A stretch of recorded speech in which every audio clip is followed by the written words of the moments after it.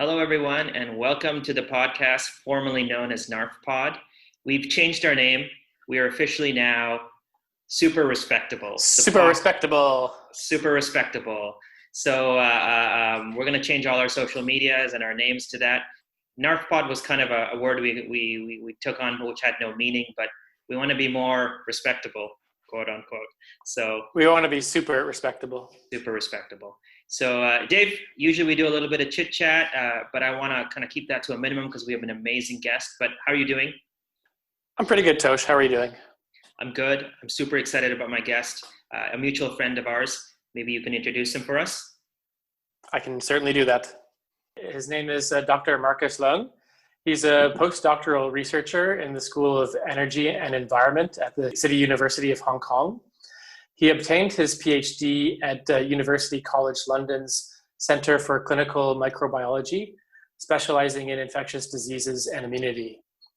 He has provided lectures to different audiences, from graduate and medical students to clinicians, as well as scientists in universities and at regional and international conferences. He has also authored numerous peer-reviewed original research and review articles.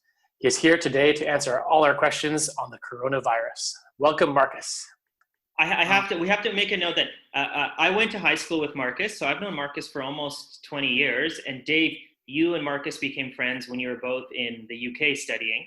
So that's yes, you kindly introduced us in the UK, and then I also recently saw Marcus when I visited Hong Kong, and he very kindly showed me around and had some nice food together. Yeah, I just want to say, like, Tosh, you were the first person to talk to me in high school. We were 13 years old. Remember that? But no, thanks for having me.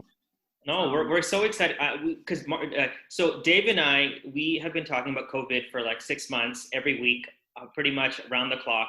And then we just talk nonsense pretty much because we don't know what we're doing. But you and I have also spoken COVID, and you're a scientist. So we thought you could give much more authentic answers.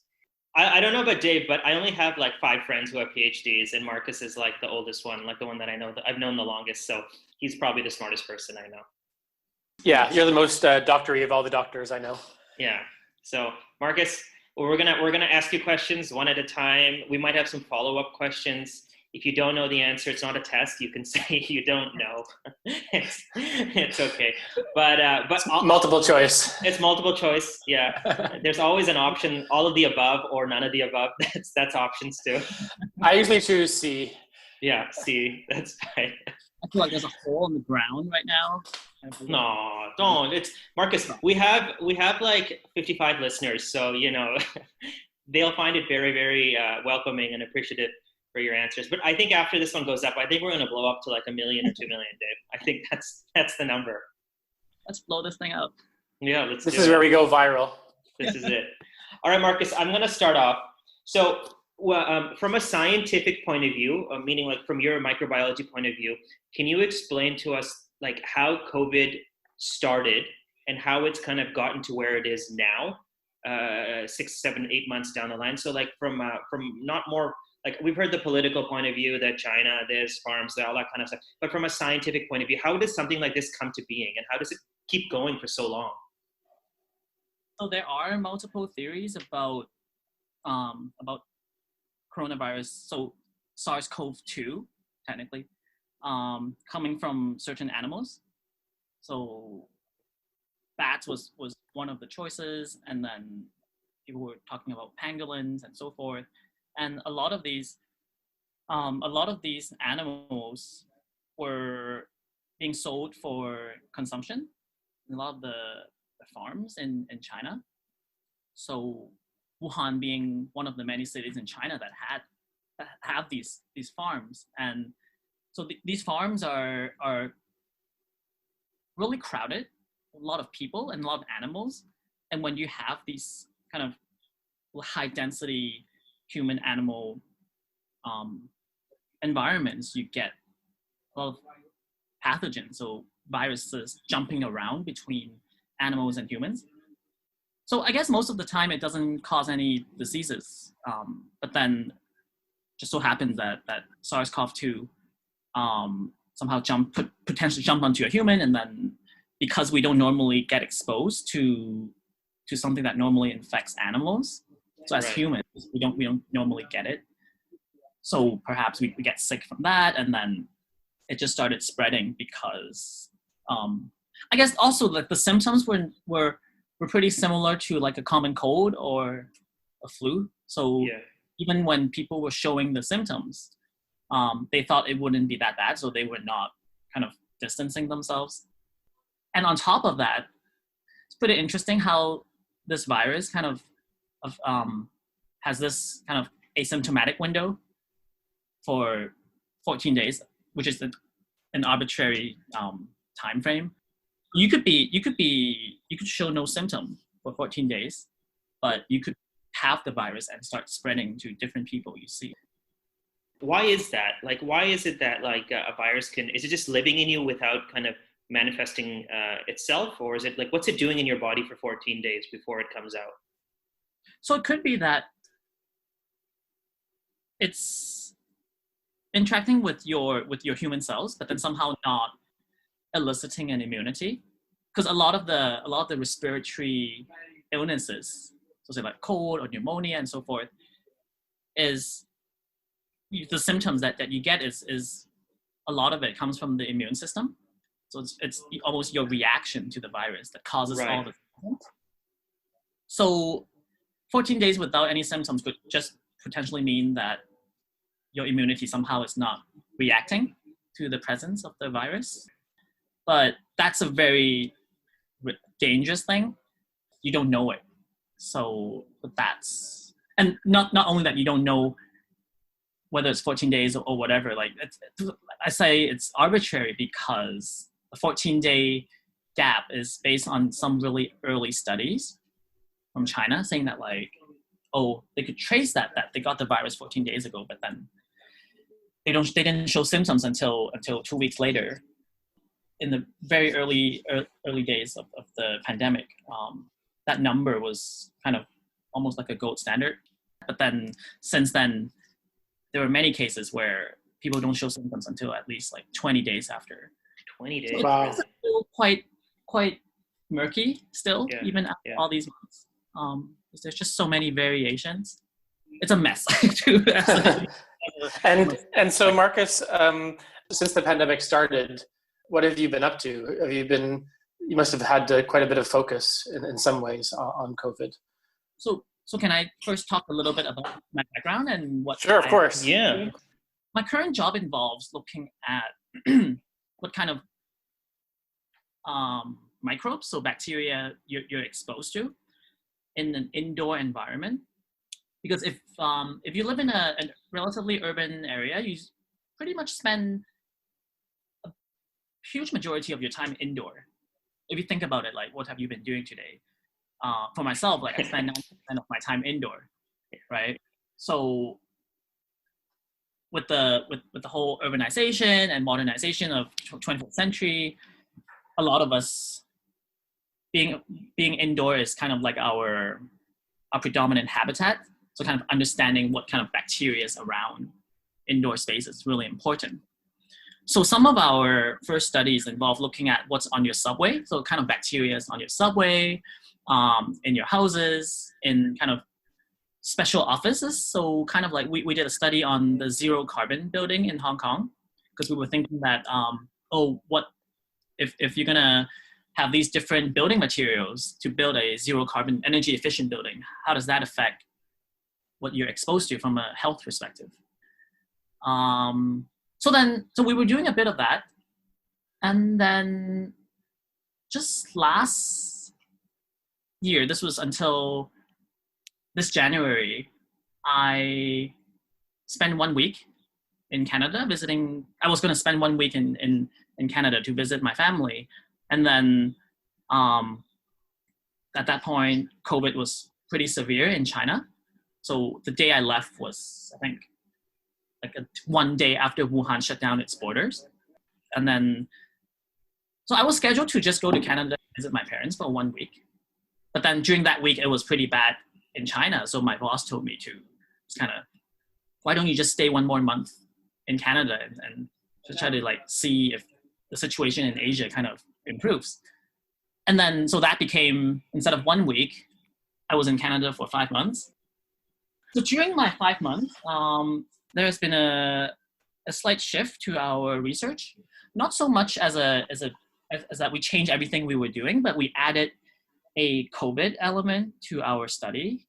So every year with the subway project, we also collaborate with around 50 or so cities around the world to kind of compare our subway data in terms of what bacteria is in Hong Kong or what bacteria is in New York, etc. So this year, we we now have a focus on detecting COVID, detecting the SARS virus in public spaces. So most of the samples are actually from subway samples. So we're trying to detect whether whether COVID is actually just lying around on the surfaces of different public areas. And we also have an air study where we try to capture air from our sample and then see if we can detect COVID from air. So these studies are kind of ongoing, but hopefully we'll get these results pretty quick and we can analyze them, and yeah. So on that topic of transmission, what do we know about how it transmits on surfaces, clothes, different objects and things like that? Yeah. So COVID predominantly is transferred by close contact, by droplets. So from my understanding, there's always been a debate about whether the virus can be transferred airborne route. So I think recent studies have shown that, the virus can actually travel much longer than the 2 meters that people initially have used as a standard for distancing. But it remains kind of fuzzy in that whether a person can catch it, the virus being airborne doesn't necessarily mean it can cause disease in people. So there's still a lot of ongoing research to try to test whether the total 2 meter thing can be extended. As a follow-up, is it the only way that, what I've been reading online is the only way that it can transmit is through kind of through the nose and the mouth, right? Is that that's why we're having to wear masks and do it? Is that your understanding as well? Right. So that's the most common route. Yeah. So in terms of surfaces, it's a little weaker. My understanding, I don't think there is a study that definitively demonstrated that you can pick something up that contaminated and then somehow getting sick from it. I guess it's quite hard to prove that. You also would have a lot of other bacteria and viruses on your hand. So, you can detect the presence of the virus in your body, but these are really controlled experiments that need to be kind of carefully planned and done to demonstrate it. Confidence. Yeah, so the main kind of perceived route of transmission is still through close contacts, droplets. Yeah, I remember at the start of the pandemic, everyone was coming back with their groceries and then wiping it down with Dettol wipes and, really sanitizing everything because there was a huge fear of the unknown about where it could possibly come from. I think maybe some people got more sick from over sanitizing their food than the virus itself. Okay, Marcus, I have a question for you, and both Dave and I used to look at the Johns Hopkins numbers every single day, transmission rates and death rates, and I think we've taken a step back because we don't want to go mentally crazy. But from a scientific point of view, and also from kind of a citizen point of view, a non-scientific, what are the numbers that we should really be looking at? Because I was reading articles about how there's so much more other behind the numbers, not just looking at the infection rate and the death rate. Those might not be as telling as they should be. So for example, when you look at some of these numbers, what do you see that we may not see? Right. So I think this is more of me as a citizen, I guess. Numbers are are important. So, I mean, of course, the first number that I see would be the number of cases. I'm concerned about the trend, the actual like day by day figures. So, for example, in Hong Kong, we've just, I think we're coming to the tail end of our third wave, where peak, it was about over 100 cases a day, which is quite a lot for Hong Kong. I mean, it might sound is not a lot in some other countries, but for Hong Kong, one of the like 100 cases a day, it's quite insane for us, and we've had that for 14 days straight. So around that time, the government decided to tighten its control, I suppose. A lot of new rules were implemented. So then, when that happened, no one kind of assuming that 14 days later it will kind of, you see the effects of that 14 days later. So in a way, anything before those 14 days, I mean, it's just a number. I wouldn't be too worried about, because whatever numbers that you see, it's probably a reflection of what happened 2 weeks before. So, I mean, so going back to your question, I think the trend is more, I guess, important and meaningful. Yeah. So, and in terms of, I mean, mortality rate and all that, it's almost a reflection of it's a reflection of many things. I think you have to kind of divide it by age groups. Like if in a particular country, most of the people who are sick are older, then the mortality rate would go up, and then if it also depends on when they go to the hospital and whether most of the people who are sick are staying at home. So it's kind of hard to kind of compare the numbers between countries. Right. I would not do that. I would not try to compare numbers between countries. It's not as it's a very oversimplified point of view, right? Just to be like this number and this number. There's many factors. Right. It's not standardized. Yeah, I remember seeing that like Belgium has one of the highest death rates in the world, but if you look into the reasons why, they were very liberal in what they counted as a coronavirus death. Because many countries, they only said if you died in the hospital, that's a coronavirus death. Right. But Belgium said long-term care homes, in the home, hospital, everything. But many countries are being very selective about what ended up in their register of an actual coronavirus death, which is why I found it interesting that some journalists and media were bringing up stories about what's the excess death in a given time period and what do the official numbers say, and that kind of gives it a bit of a reflection of what's actually happening. Like how much does it vary in August compared to August 2019 or previous years? So yeah, it's just really interesting to see country by country and case by case. It's like you said, it's so hard to say, oh, well, Italy's terrible, Taiwan's fantastic, and yada, yada, yada.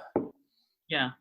I think every country and their regulations, they try to take into account their many different factors, not just the science stuff. So actually what I learned from this pandemic as a academic is that a lot of the policy making is so much more than just the science that comes out of it. It's almost like a balance between the data and, of course, the economy has an effect, has a role in deciding what actually gets implemented and what affects the citizens, and many other factors. So that's actually what I have learned kind of firsthand from this pandemic. Quick follow-up, Marcus, do you find that there is collaboration among different countries when it comes to policy or when it comes to science on this issue? Are a lot of countries kind of taking it, they're going on their own, like they're not really cooperating at all? Yeah, so there's definitely a lot of collaboration between different research groups around the world. Right. Like what we are doing right now with the subway study is it's a lot of different cities. So, but that's from an academic point of view. Right. I'm pretty sure a lot of the vaccine clinical trials are also done across different countries. So there's also that. So I think when it's time for us to step up, I think we try to collaborate as much as we can to get enough kind of manpower to try to fight this thing. So I think it's important to kind of exchange ideas across borders. I agree. I think, I mean, Dave and I are political science majors. We didn't go the scientific route like you, Marcus. We know how governments aren't really, when it comes to politics and economy, they tend to be hesitant to collaborate. But I always felt like in the science world, all that was a little bit more, people were much more open-minded. And when it comes to something like this, hopefully there is collaboration. I just have one more question, then I'll give it off to Dave, if you don't mind. Is this the main priority scientifically for most scientists around the world? Is COVID what most people are focusing on right now? Have other research projects kind of been shut down and everyone who can help is helping, or is everything going on just as normal? So in my little bubble, little research bubble, I think a lot of us are at least doing something related to COVID. Of course, there are other research going on. Like if you're in cancer research, for example, which of course traditionally should not be so related to infection. Some people might want to look at what are the long-term effects of COVID infection on the risk of cancer, of developing cancer, because SARS might, so after, even if you've recovered from SARS, you might have permanent lung damage, for example. So we don't know whether there are some whether you're predisposed to other conditions down the road. So I don't know, cancer research groups might do that. So I think from a funding perspective, I think the world is really open to giving money for people to do anything related to COVID research. It's the severity of the virus. Yeah. So a lot of scientists would want to somehow tie their research to COVID. It's understandable. I mean, it's a really impacting and devastating situation. So I guess my next question, Marcus, is about the world is very divided right now between people. There are a lot of people who are very on board with following the rules, wearing masks, keeping distance, and then there's a very clear divide between some other people who are almost anti-science and averse to the facts that have been presented in the media on this subject. And there's been protests against measures. There's anti-vaccination people. What do you do as a scientist to try and communicate that things are serious, and how do you overcome such barriers? When we eventually have a vaccine, I can only imagine the resistance that certain segments of society will have against it. And I'm a bit concerned down the line that the rush to get a vaccine in a very short space of time may make a lot of the population reluctant to take it, and that may cause a really detrimental impact to solving this pandemic. So I'm just wondering, how do you approach such things as a scientist, the communication aspect? Right. So that's a good question, and it's something that I think of because it kind of pains me to look at a lot of the things that I do and our colleagues do, and it somehow doesn't get across to some people. And I think at a digital age, I think that's that's one major contributor to access to information and misinformation at the same time. So I think as much as us advocating, or not advocating, but as much as us informing the public about our findings, I think it's just as important to advocate just how the public access the data. So maybe not trying to look at one study and then decide that that's truth.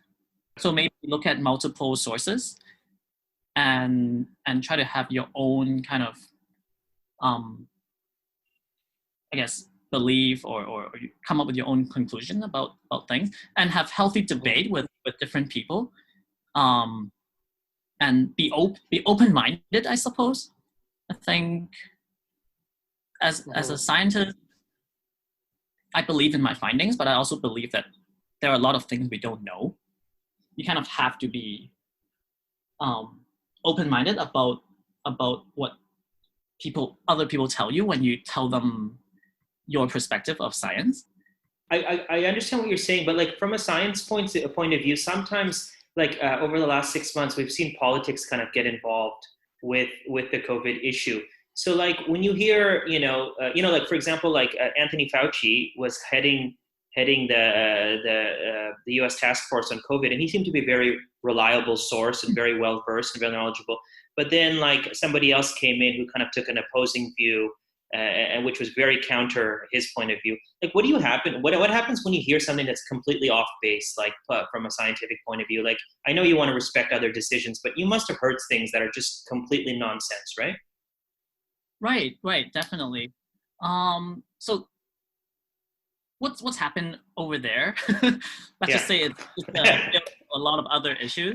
We're going to play the American anthem in the background so people know what we're talking about. Yeah.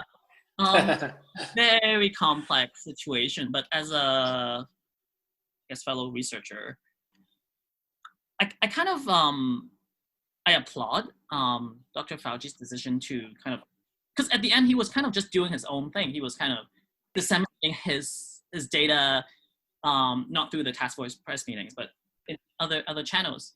So that's potentially one way of telling the public what as a scientist, your findings. What happens elsewhere is kind of, I can't really say that it's within our immediate control, as sad as it is. Actually, it's a similar question that actually I have for you two, which at this moment represents the public.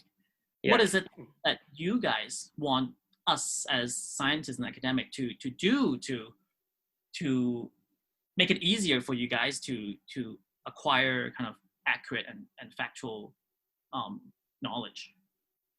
That's a good question. I didn't even think Marcus was going to ask us a question. Marcus, you're putting us on the spot. Hey, tables have turned.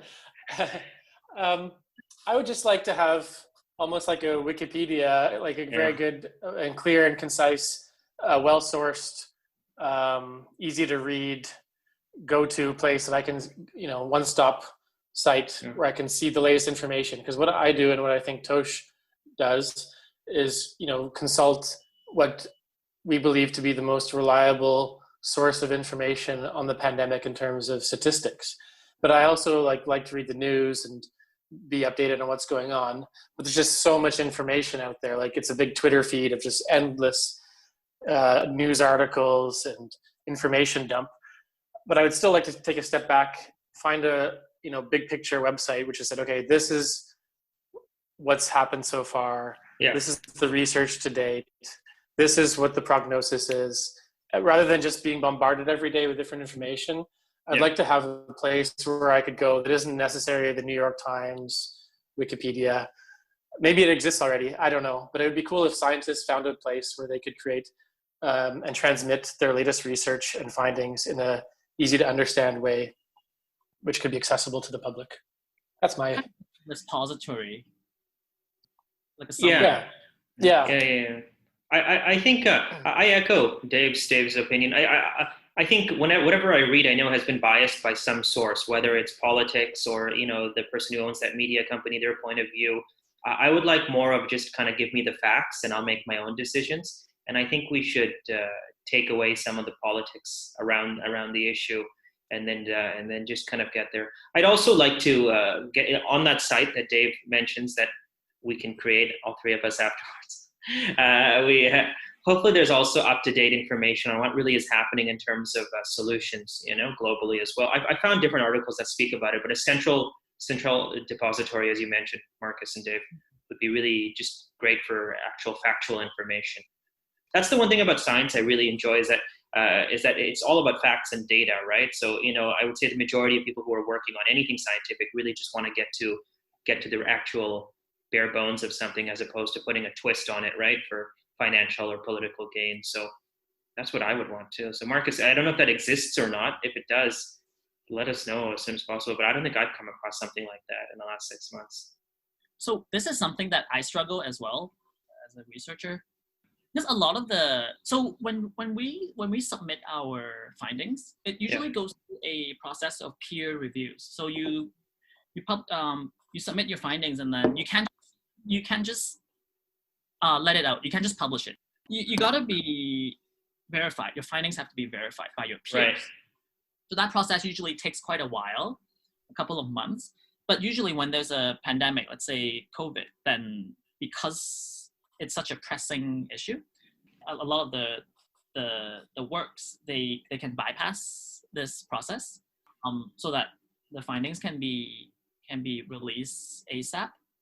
So now you have a lot of findings, which I'm pretty sure most of them are actually scientifically sound. But there's just so much information. And usually what happens in an outbreak situation is that these studies don't usually involve a lot of patients. So their findings might not be representative of a bigger population. So for us reading these papers, it's interesting, but it's very hard to treat all of them as kind of impactful. You got to look at a lot of other factors as well, like how big is the sample size, how many patients were involved in this study, what kind of method they use. So there's a lot of things that needs to be considered before it can be assessed. So that's one struggle as an academic, especially now with trying to discern what's kind of informative and what's less informative. Interesting. Okay, I got a question for you. I'm going to take it back to some of the scientific stuff. So once someone gets COVID, what exactly is happening in their body? What is the virus doing? You and I have talked about this as well. And is the virus getting stronger? Is that one of the reasons we're not getting to a cure? If you can walk us through the science of how the virus operates in one's body and how it transmits. Is it in there doing its thing, building, getting stronger and then moving on? Yeah. So in a very simple term. Even simpler than that, Marcus. I need simpler than simple. I'm not that bright, so. Then it comes out. Yeah. So in a very simple term, what happens is there's an interaction between the virus and your cell. Again, I need to put a disclaimer here. The SARS-CoV-2 is so special in that it appears to present many different symptoms, many parts of the body. But I'm just gonna speak in the perspective of the lung, let's say. So it interacts with a protein on your lung cells, and then it somehow gets into the cell. And then when it's in the lung cell, it starts replicating. It starts using the cell's machinery to multiply, let's say. So then once it's got enough viral particles, then it releases, and then it tries to infect other cells around your body. And then some of those viruses would be, I guess, recognized by the immune system, and then it creates this kind of response, and then you cough, and then the droplets would contain virus particles, and then it spreads. So it's a pretty standard viral infection cycle. But then it's very strange how this virus can infect all these different cell types. I guess the receptor that it interacts with, it's a very generic particle that is in many different cells. Maybe that's why. But it's right. So that's more or less how it infects.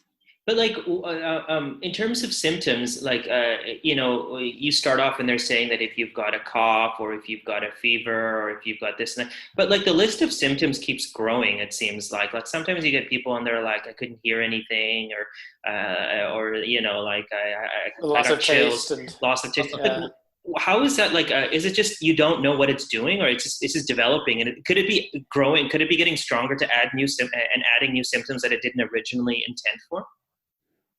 So it could be having all these symptoms because like it's infecting all these different cells. So Yeah.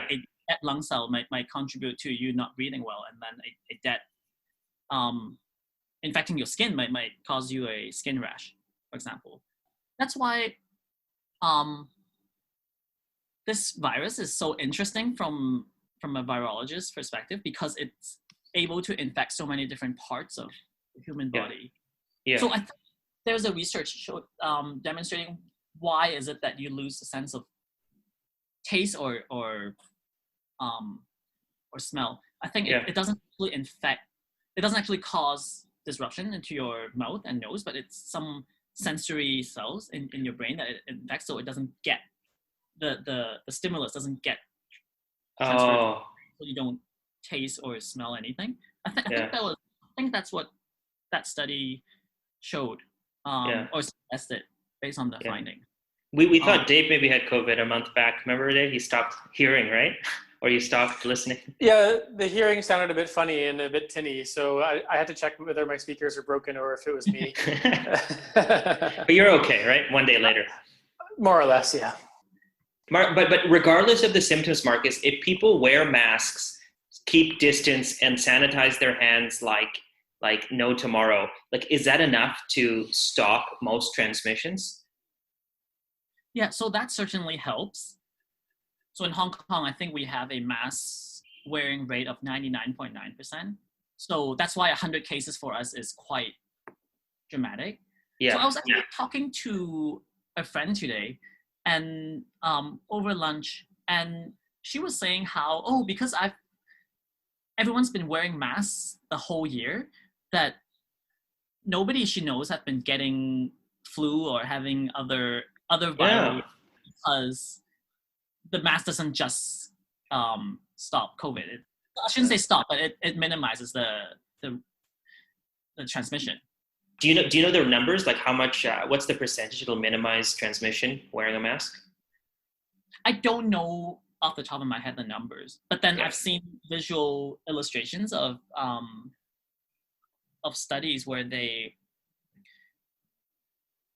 show when a person sneezes with or without a mask. With the mask, the particles, the viral particles, don't travel as far. Much fewer number of particles travel past the mask. The way that the particles kind of move in the indoor space is very different. So it certainly helps. But in a place like Hong Kong, where it's so crowded, where social distancing is almost impossible, it's very important for us to wear masks and wash our hands. So yeah, I wanted to ask about that. Like, what is it like in Hong Kong? What has it been like? And how is it? It's, I guess, a three-part question. How is it to do quarantine in Hong Kong? Because it's smaller living spaces for people than in other parts of the world. So it must be a bit of a challenge in that respect. And then, like you said, social distancing is a challenge. But so when I was in Canada, it was a lot easier for us to socially distance. We could go for evening walks and not wear a mask because there's hardly anybody within 5-10 meters. So we felt okay to not wear a mask and walk around, but that's not how it is here. So when we came back from Canada, we had, upon arrival at the airport, we had to provide a saliva sample at the airport. And they would make everyone on the flight take that, and they wouldn't let us leave the airport until the results confirm that nobody on your flight has a positive result. Wow. If a person on the flight has it, then we all get sent to a facility where we have to be monitored for 14 days. in case somehow there was spreading during the flight.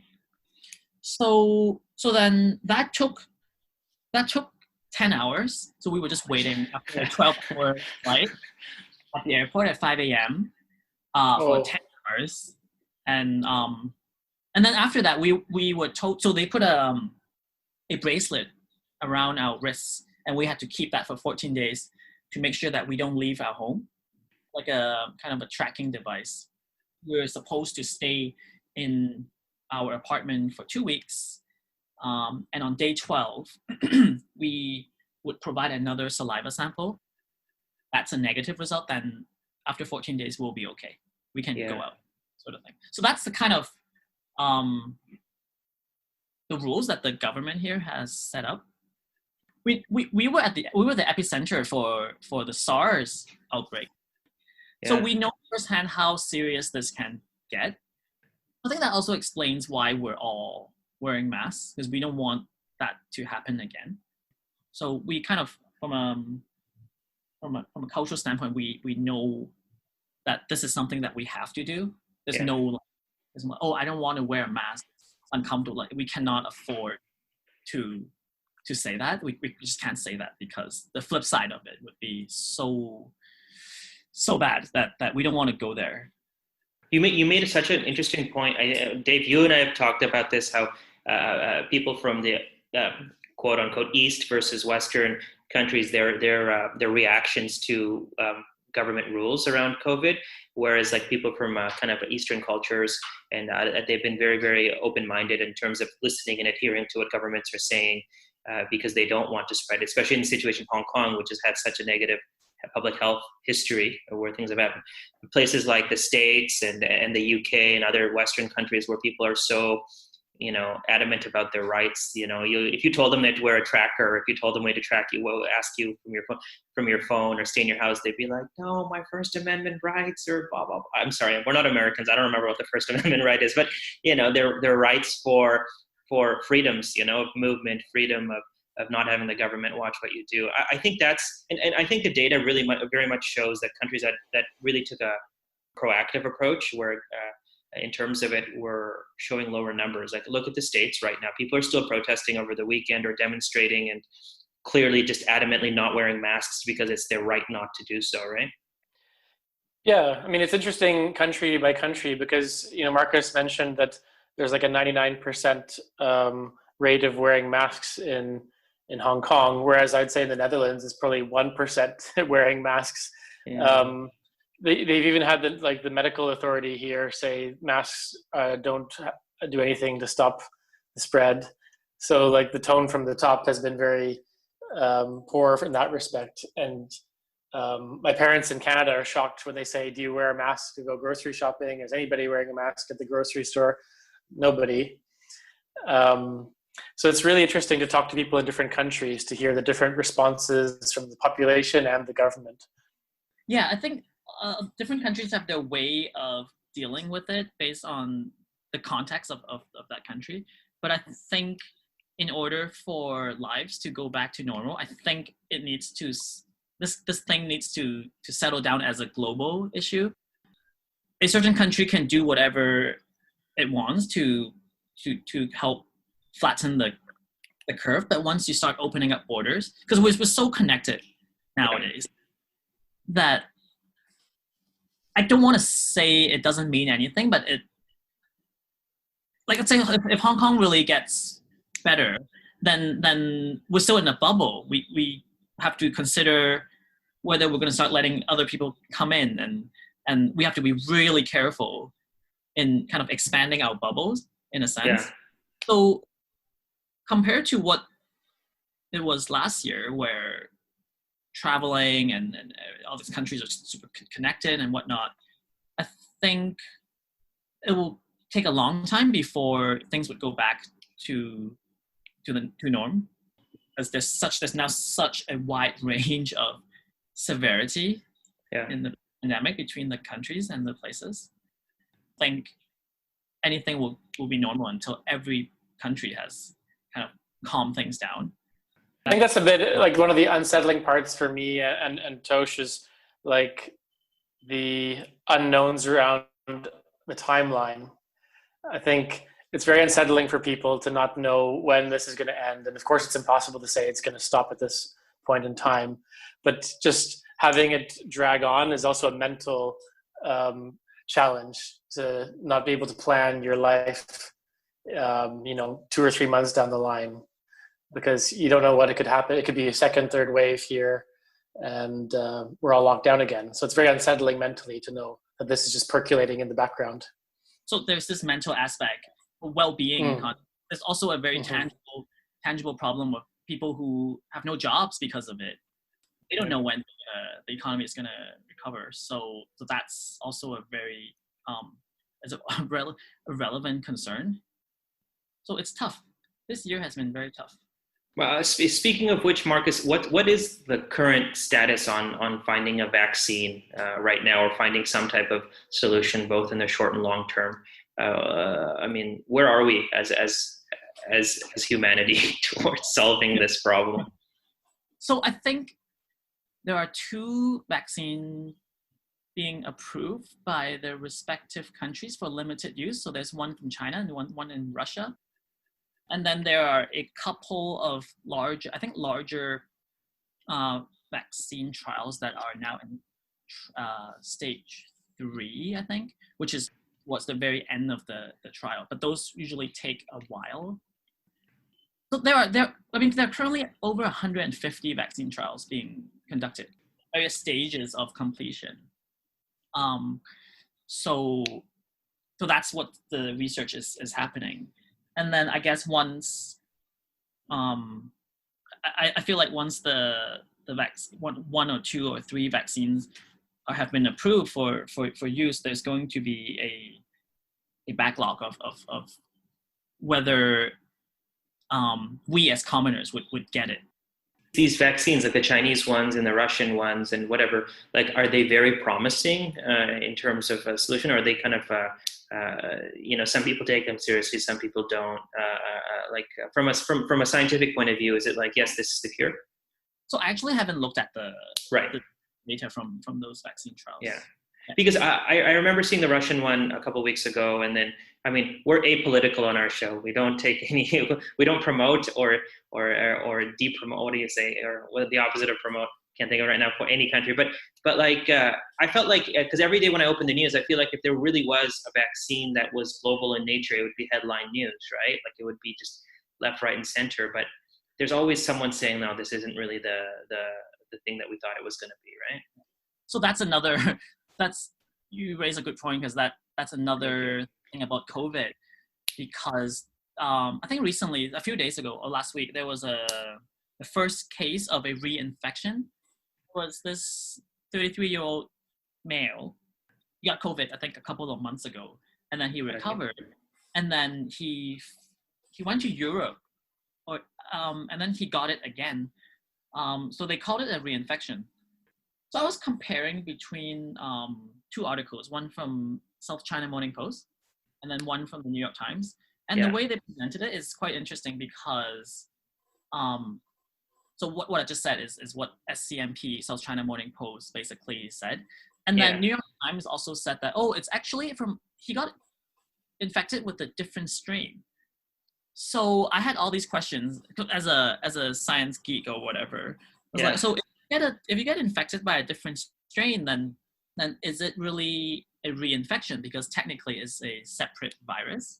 So that opens up a lot of questions from a vaccine's point of view, because the premise is that if what we try to believe in is if you get infected by the virus and you recover, then you're supposed to have protection against reinfection. So that's all good. So is it actually that surprising that he would get sick again from a different strain, let's say?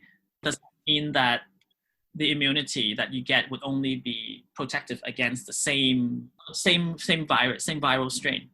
And that opens up a lot of questions. So what happens with the vaccine? Should we have a vaccine that covers all these different COVID strains, right? Because we know that in the Asian population, you have a particular strain, and then in Europe, you have a different strain, and then in the US. So I think the US strain originally came from Europe, and then it has manifested into all these different strains. So you get different virus kind of floating around right now.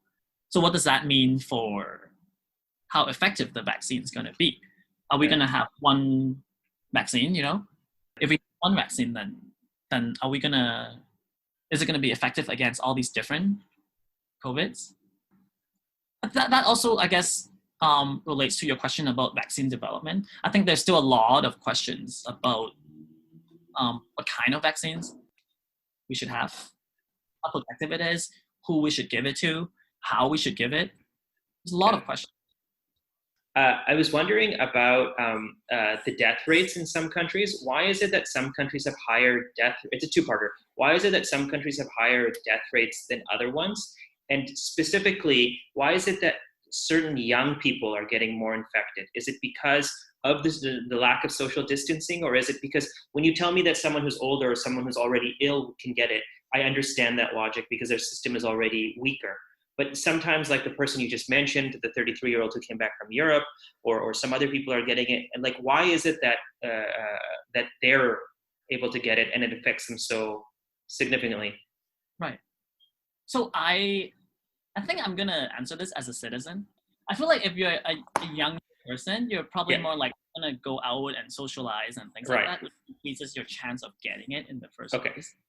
I mean, you do get big clusters in senior homes and care homes, and I think your social interactions plays a big role in your likelihood of getting it. And then in terms of the mortality, I think that's a big, I think it's a very complex issue. I think it all depends on the healthcare systems of the different countries. If a country cannot cope with the outbreak, then care might not be, the care that's given to the patients might be different from the country. So that might be a reason.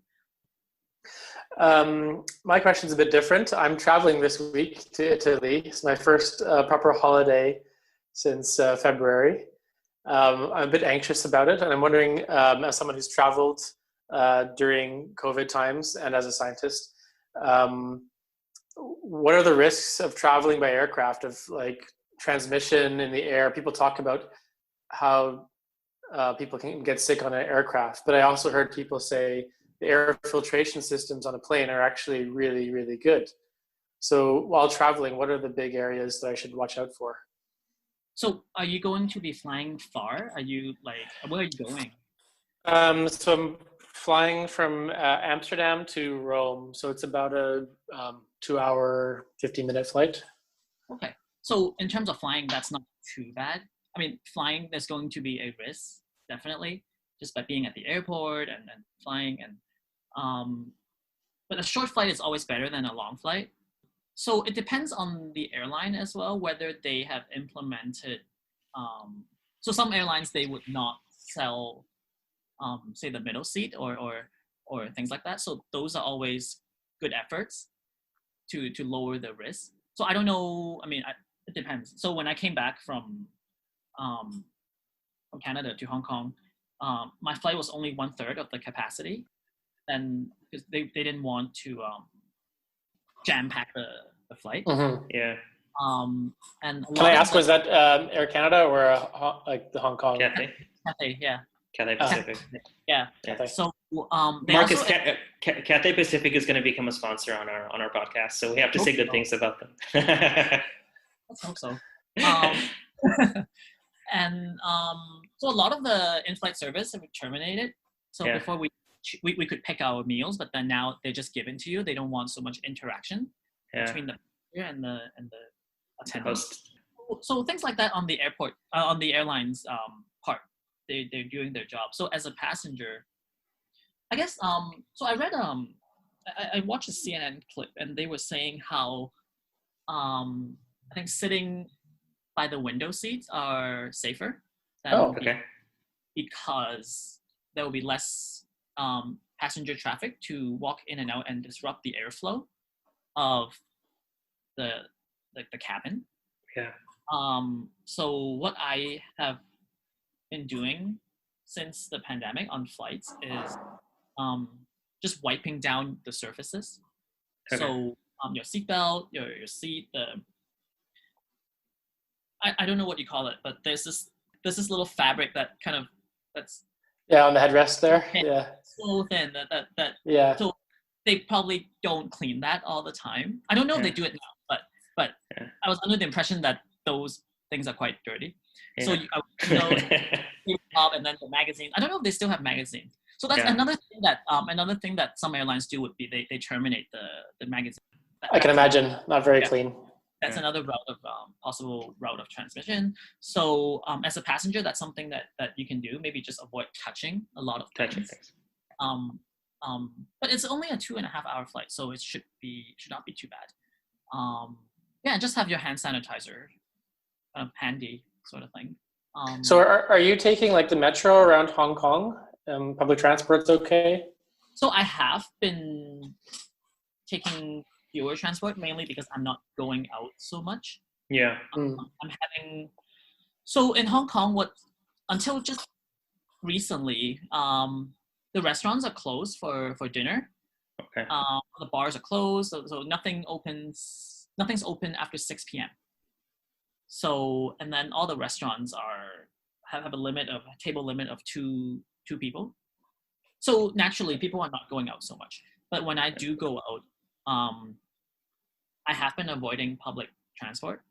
Yeah. So mainly because at the beginning of the third wave here in Hong Kong, there was a cluster coming from taxi drivers. That's something that I would try to avoid. So I just try to walk when I can. So just try to not be with so many people in crowded settings. I guess that's kind of okay to do. And just, so like we just wear masks all the time. It's actually a law for us here we have to put on masks when you go out. Public transport. Yeah. So that's kind of things that we normally do. I've been trying to recommend people to maybe not do the minimum that the government tells you to, because it goes back to what I said in the beginning, that a lot of these policies are made after balancing the science and politics and economy. So a lot of the rules that the government actually implement are not, let's say, 100%. I mean, I feel like us as an individual, we can do better than what the government kind of recommends. Yeah, sure. Always try to do more than. So let's say if the government recommends 2 meters distancing, then why not try 3 meters? No, just things like that. Just to take care of yourself, sort of thing, to kind of do better than what the government recommends. Yeah, I just want to say that I wear masks even in the house, when I shower, when I go to sleep. I'm just always wearing a mask at this point, so it's hard. I can see it right now. I'm just wearing it even right now. Talking to you, I don't know. Maybe COVID could come to Zoom. Who knows? You know? Yeah. It's funny because I was looking at the WHO and they have a Mythbuster page. It's hilarious. It's a page where I guess there are all these myths that WHO tries to kind of discredit. So one of them saying that 5G can spread viruses. 5G can spread viruses, and holding your breath. They say holding your breath would actually not prevent you from getting COVID. So you hold your breath for 10 minutes or whatever. You can breathe, Tosh.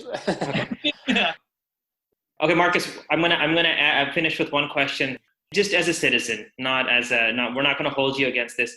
How is the future gonna go in the next few months? Is this thing gonna go, do you think, for a while, or do you think we're somewhat close? Will there be a semi-vaccine? When can things go back to normal? Because 2020 has been a write-off. I think this year is just not gonna go in the history books. But what do you think optimally? Remember, this is a positive note, Marcus. So I think realistically, let's start with the reality is that 2020 is probably going to be like this on a global basis, let's say, right? But then I actually find this year, from a personal level, it was a great opportunity to kind of do things that I've never had time to do. So I finally learned how to cook, without burning my kitchen. I feel like this year was almost like a reset that gave me a chance to do things that I really wanted, because you had more time to kind of think of what is it that I want. Yeah. All of distractions were taken away from me. So the reality is it's going to be like this for the rest of the year, if not next year. But then it might be a good opportunity to rediscover things on a personal level, discover, to know what is that you really want and how you're going to adapt to this. Maybe you don't know. You might be surprised at what you can come up with. I don't think we can have a better ending than that. There you go. That's very positive Fantastic. in nature. Very good. Marcus, thank you so much for your time, your insights, your work. We hope when you find the cure for COVID, you'll let us know. And we'll be the first ones to let the world know. Give us first dibs. Give us first dibs. I'll definitely let you guys know. Thank you so much for having me. Well, thanks for your time, Marcus. Really appreciate it. Take care, guys.